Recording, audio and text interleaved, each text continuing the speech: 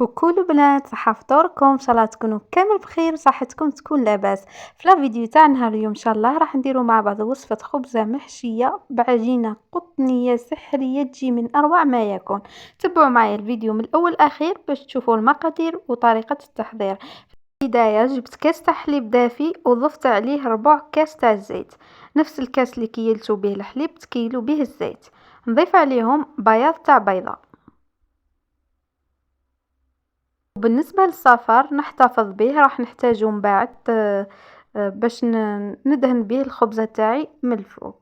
ضفت عليهم مغرفة كبيرة تاع خميرة الخبز ومغرفة كبيرة تاع السكر. خلط مليح المكونات تاعي بالفوي ونبدا نضيف في الفرينة.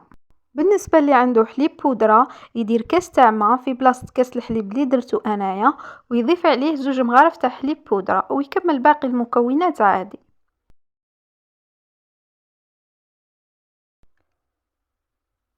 وهنايا بقيت نضيف في الفرينة ونخلط. قلت لكم هذاك الخلط راح يعوض لكم الدلك. وضفت عليهم غرفة صغيرة تاع الملح. كمل نخلط مليح بالفوي ونبقى نضيف في الفرينة. وهنايا ضفت عليهم كيس تاع خميرة الحلويات وزن 10 غرام.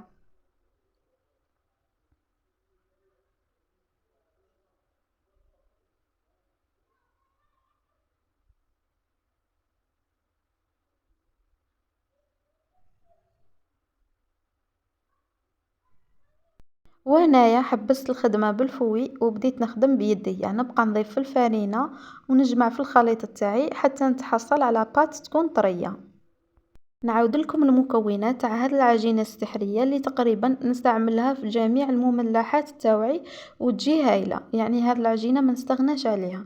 كاس حليب دافي ضيفوا عليه ربع كاس تاع الزيت، ضيفوا عليه مغرفة كبيرة تاع خميرة الخبز ومغرفة كبيرة تاع السكر. نضيفوا عليهم بياض تاع بيضة ونلم العجينة تاعي بالفرينة، نضيف عليها مغرفة صغيرة تاع الملح ونضيف عليها كيس تاع خميرة الحلويات ونلم المكونات تاعي حتى نتحصل على عجينة طرية كيما راها موضحة امامكم. هنايا دلكتها شوية، هي في الاساس ما تحتاجش دلك، غير دلكتها شوية. تحبوا تدلكوها كيما تحبوا تخلوها بلا دلك، يعني راح تعطيكم نفس النتيجة. وكيما كل مرة قلت لكم هذاك الخلط بالفوي راح يعوض لكم الدلك. وحاجة واحدة أخرى ثاني، كي تخلوها تخمر وتكسروا لها تخمار مرتين ولا 3 راح تجيكم لاباط تاعكم خفيفة. وهنايا فوت مباشرة باش ندير الحشو تاعي. هنايا في مقلة درت شوية تاع زيت، قطعت عليه البصل كيما راكم تشوفوا وضفت عليها فص تاع ثوم كبير مربي. نخلي هذاك البصل يتقلى مليح. وبعد ما يتقلى البصل تاعي ضفت عليه نص الصدر تاع دجاج. ضيفوا نتوما الكميه اللي تحبوها والكميه اللي متواجده عندكم. قطعته قطع صغيره كيما راكم تشوفوا وخليه يتقلى بيان مع هذاك البصل.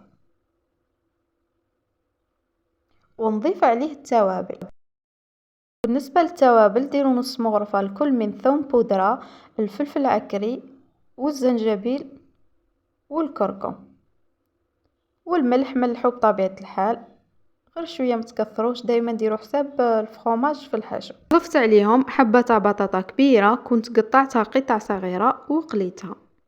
كما تقدروا تضيفوا اي حاجه للحشوه تاعكم، تقدروا ديروا الفلفل حلو ولا الحار، تقدروا ديروا طماطم، يعني كل واحد واش يحب يضيف للحشو تاعو. بعد ما تقلى لي هذاك الدجاج وتشرب مليح لي زيبيس ضفت عليهم شويه تاع الكزبر اختياري، تقدروا ما تضيفوش. وضفت عليهم غرفه كبيره تاع الفرomاج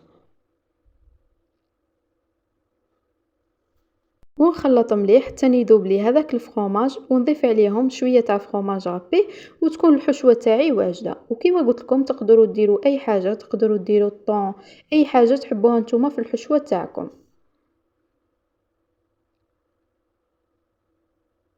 هنايا رجعت للعجينه تاعي بعد ما كانت خمرت وكسرت لها تخمار وكررت هذه العمليه 3 مرات. ما حبيتش نشارك معكم كلش هكا باش ما يجيش الفيديو طويل. وبعد ما خمرت لي للمره الثالثه كيما راكم تشوفوا كسرت لها تخمار وقسمتها على 2، يعني كرات يكونوا متساويين.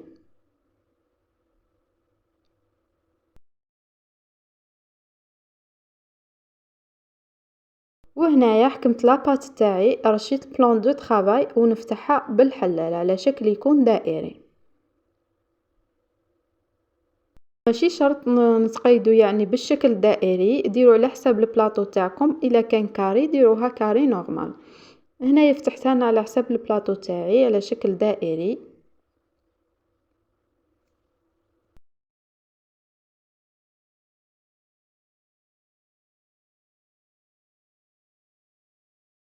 فتحوا العجينه تاعكم، ما تكونش رقيقه بزاف وما تكونش خشينه بزاف. دوك نوريلكم السمك تاعها كيفاش يجي.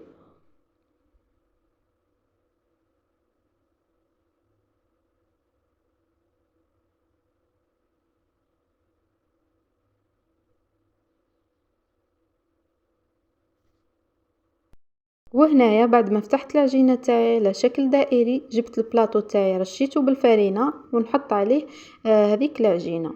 وهنايا بديت نبسط العجينه تاعي يعني ونسويها بهذا الشكل.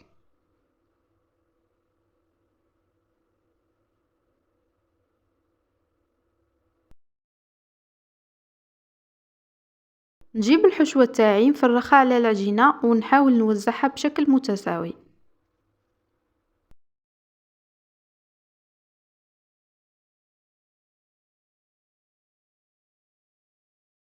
وبعد ما وزعت الحشوة تاعي على العجينة نضيف عليهم الفرomاج. وهذه الخطوة اختيارية، يعني كنا ديجا درناه في الحشوة، تقدروا تضيفوه كيما تقدروا تكتفيو بالفرomاج غابي. وهنايا ضفت عليهم شوية تاع فرomاج غابي وجبت العجينة اللي بقات لي ورشيت البلون دو طرافاي بالفرينة ونفتحها بنفس الطريقة يعني اللي فتحت بها العجينة الأولى.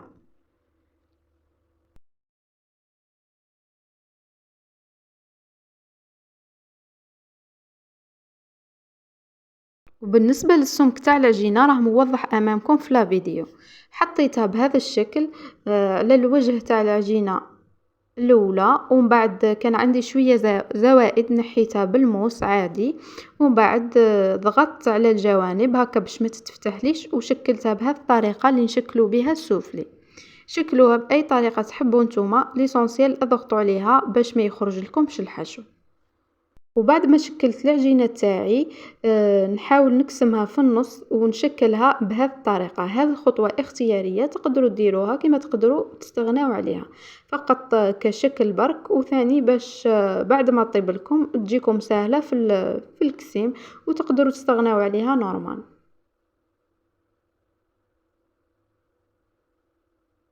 ولا تزينوا بالطريقة اللي تحبوها نتوما. هنا راح نغطي عليها ونخليها ترتاح حوالي 5 دقائق برك، ما تطولش، ما تخلوهاش حتى تخمر باش تجيكم خفيفة. وهنا بعد ما فاتوا 5 دقائق فتحت عليها وجبت هذاك الصفار تاع البيض اللي بقالي، درت عليه شوية تاع الخل، كيما تقدروا ديروا عليه شوية تاع الحليب اللي ما يحبش ريحة البيض، ودهنت به الخبزة تاعي.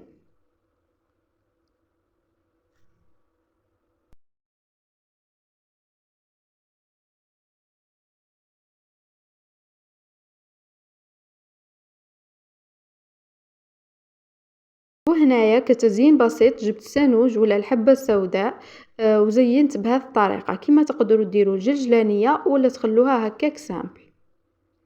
كيما تقدروا ديروا فيها ذوك المثلثات زيتون اخضر تقطعوه ولا زيتون اسود نورمال. مومون كنت نزين فيها، كنت شعلت الفرن مسبقا على اعلى درجة، ومن بعد نقصت له النار خليته على نار متوسطة، خليت الخبزة تاعي طابت من التحت، ومن بعد شعلت عليها تحمرت من الفوق وقدمتها. وكانت هذه هي النتيجة امامكم بعد ما طابت الخبزة تاعي، تجي بزاف خفيفة، تجي اكثر من رائعة.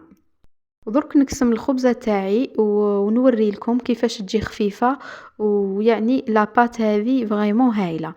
جربوها وانا متأكدة رايحة تعجبكم. فوالا البنات، وصلنا نهاية لا فيديو تاع نهار اليوم، ان شاء الله يكون عجبكم. اللي شافت لا فيديو وعجبها ما تنساش تشترك في القناة الا كانت ماهيش مشتركة، تضغط على زر الاعجاب فضلا وليس امرا، هكا باش تشجعونا للاستمرار وتقديم المزيد باذن الله.